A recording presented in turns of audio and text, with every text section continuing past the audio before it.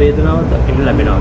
මොනවා හරි බර දෙයක් උස්සනකොට, ලියනකොට, වකෝ ආයුධයක් භාවිතයෙන් වැඩක් කරනකොට, එහෙම නැත්නම් සෙල්ලම් කරනකොට වගේ අවස්ථාවන් වලදී වැලමිට සංධිය ආශ්‍රිතව තද වේදනාවක් දැනෙලා තියෙනවා.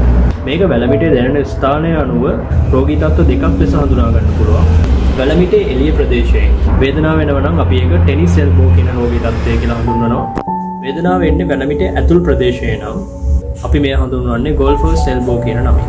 ටෙනිස් එල්බෝ කියන්නේ ටෙනිස් ක්‍රීඩකයන්ට බහුලව ඇතිවන රෝගී තත්ත්වයක් නිසා. මොකද ටෙනිස් ක්‍රීඩකයන් අතේ ඉදිරිපස එක්ස්ටෙන්සර් මසල්ස් යූස් කරමින් තමයි ටෙනිස් ක්‍රීඩාවෙන් නිරත වෙන්නේ. ගෝල්ෆර්ස් එල්බෝ බහුලවම ගෝල්ෆ් ක්‍රීඩකයන්ට ඇති වෙන්න පුළුවන්. ඒවා අතේ ෆ්ලෙක්සර් මසල් ගෲප් එක වැඩිපුර භාවිතා කිරීම නිසා තමයි එම රෝගී තත්ත්වය ඇති වෙන්නේ.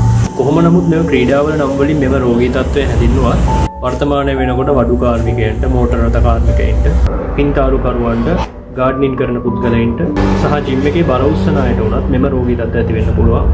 වැලමිට සංධිය ආශ්‍රිත ප්‍රදාහ තත්ත්වයක් විදිහට මෙම රෝගය හඳුනා ගන්න පුළුවන්. මේ නිසා වැලමිට සංධිය ආශ්‍රිතව තද වේදනාව සහ ඉදිරිම සමහරලාට දකින්න පුළුවන්. මොන හරි වස්තුවක් තද කරලා අල්ලගනිද්දී වේදනාව දැනෙන්න පුළුවන්. දැන් වෙලාවට අතේ සහ ෆෝආර්ම් එකේ අතේ ඉදිරිපස කොටසේ පොළ බවක් වගේ දැනෙන්න පුළුවන්. ඊට අමතරව එදිනෙදා ජීවිතයේ වැඩ කටයුතු කරනකොට මේක අපහසුතාවයක් දැනෙන්න පුළුවන්. මෙවැනි රෝගී තත්ත්වයකින් ඔබ පීඩා විඳිනවා නම් මේ සඳහා සුදුසු වෙන ඉතා සාර්ථක ආයුර්වේද ප්‍රතිකාර පද්ධතියක් අපි සතුව තියෙනවා. මෙහිදී විශේෂිත වූ බාහිර ප්‍රතිකාර පද්ධතියක් මගින් මෙම රෝගී තත්ත්වය සම්පූර්ණයෙන්ම සුව කර ගැනීමට ඔබට ආයුර්වේද වෛද්‍ය ක්‍රමය හරහා පුළුවන්.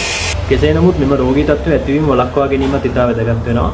මේ නිසා ඔබ දිගටම කරන මොන හරි කාර්යයක් තියෙනවා නම් මේ කාර්යය සිදු කරන අතරතුර වේගයන් ලබා ගැනීම ඉතා සුදුසුයි.